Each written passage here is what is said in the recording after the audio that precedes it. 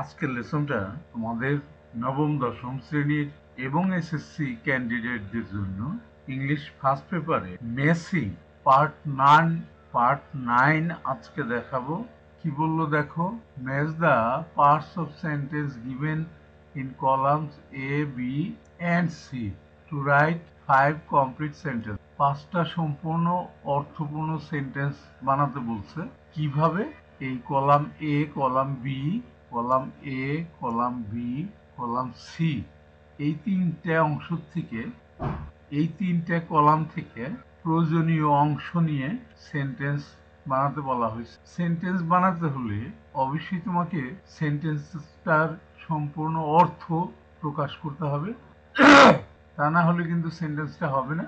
এই কারণে প্রথমেই আমরা দেখে নেই যে এখানে কোনো কঠিন শব্দ আছে। যেমন ডেমোক্রেসি, গণতন্ত্র, মিন্স মানে এলাও, অনুমতি দেয়, ফ্রিডম, স্বাধীনতা, মিন্স মানে ইলেক্ট, নির্বাচন করা, ফ্রি অ্যান্ড ফেয়ার, মুক্ত এবং সুন্দর। বি কলামে কি আছে?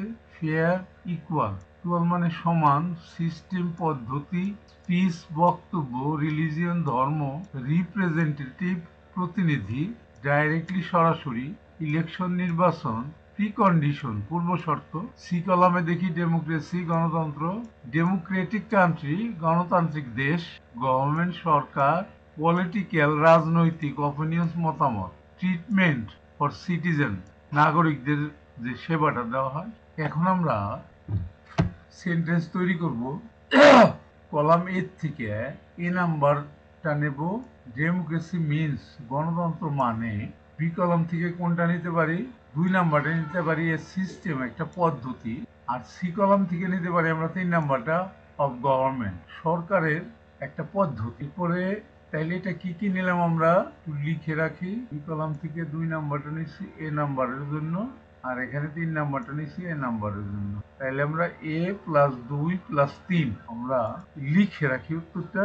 ডাইন পাশে আমরা লিখে রাখি a + 2 + 3। প্রথম অ্যান্সারটা কিন্তু আমরা লিখে ফেললাম, নিচে আমাদের জায়গা নাই, এই জন্য ডাইন পাশে লিখলাম। এরপরে বি নাম্বারে কি বললো? It allows freedom. আমরা বি কলাম থেকে নিতে পারি 3 নাম্বারটা, অফ স্পিচ, কথা বলার স্বাধীনতা, রিলিজিয়ন, ধর্মের স্বাধীনতা। এরপরে সি কলাম থেকে নিতে পারি 4 নাম্বারটা, অ্যান্ড পলিটিক্যাল অপিনিয়ন্স, এবং রাজনৈতিক মতামতের স্বাধীনতা প্রদান করে। তাইলে আমরা কি কি নিলাম? বি এর সাথে এটা বি নাম্বার নিলাম, এইটা বি নাম্বার নিলাম, বি এর সাথে নিলাম 3, 4। উত্তরটা আমরা এখানে লিখে রাখি, বি + 3 + 4 হয়ে গেল আমার 2টা সেন্টেন্স। এবার সি নাম্বারে কি বললো দেখি আমরা। ইট মিনস, এটার মানে হলো, আমরা 1 নাম্বারটা নিতে পারি, ফেয়ার অ্যান্ড ইকুয়াল, স্বচ্ছ এবং সম আচরণ। সি কলাম থেকে নিতে পারি 5 নাম্বারটা, ট্রিটমেন্ট ফর সিটিজেন, নাগরিকদের জন্য স্বচ্ছ এবং সম আচরণ কে বোঝায়। তাহলে আমরা কি নিলাম? সি নাম্বারে নিলাম যে 1 নাম্বারটা সি নাম্বার নিলাম, আর এখানে নিলাম 5 নাম্বারটা সি নাম্বার। তাহলে এখন আমরা উত্তরটা লিখে ফেলবো, সি + 1 + 5 হয়ে গেল আমাদের তৃতীয় সেন্টেন্সটা। এবার আমরা চতুর্থ সেন্টেন্সটা দেখবো, ডি নাম্বার। পিপুল ইলেক্ট, জনগণ নির্বাচন করে। এই বি কলাম থেকে 4 নাম্বারটা নিতে পারি, দেয়ার রিপ্রেজেন্টেটিভ ডাইরেক্টলি, সরাসরি তাদের প্রতিনিধি নির্বাচন করে। সি কলাম থেকে নিতে পারি আমরা 2 নাম্বারটা, ইন আ ডেমোক্রেটিক কান্ট্রি, একটা গণতান্ত্রিক দেশে। তাহলে আমরা কি কি নিলাম? ডি নাম্বার নিলাম, লিখে রাখি আমরা। এখানে 4 নাম্বারটা নিলাম আমরা ডি নাম্বার, আর এখানে নিলাম 2 নাম্বারটা ডি নাম্বার।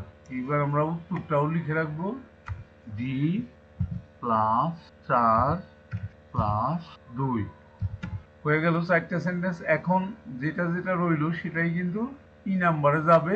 তারপরও আমরা দেখি ই নাম্বারটা, ফ্রি অ্যান্ড ফেয়ার, অবাধ ও সুষ্ঠু। 5 নাম্বারটা যাবে ইলেকশন, নির্বাচন, ইজ দ্য প্রিকন্ডিশন, এটা হলো পূর্ব শর্ত। কার পূর্ব শর্ত?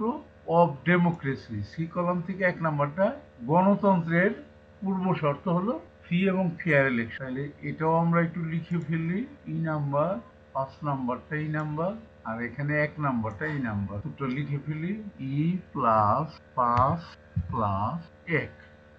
তাহলে আমাদের 5টা সেন্টেন্স কিন্তু অর্থপূর্ণ সেন্টেন্স হয়ে গেল, এবং সেই সাথে কিন্তু আমাদের আজকে লেসনটা শেষ হয়ে গেল। আমরা বলছিলাম যে 20টা ম্যাচিং আমি দেব, এখান থেকেই কিন্তু তোমাদের পরীক্ষা আসবে। এই 20টা যদি তুমি ভালো করে শিখতে পারো তাহলে 5 নম্বর কিন্তু তোমার নিশ্চিত হয়ে গেল। ঠিক আছে, thank you for watching, see you next.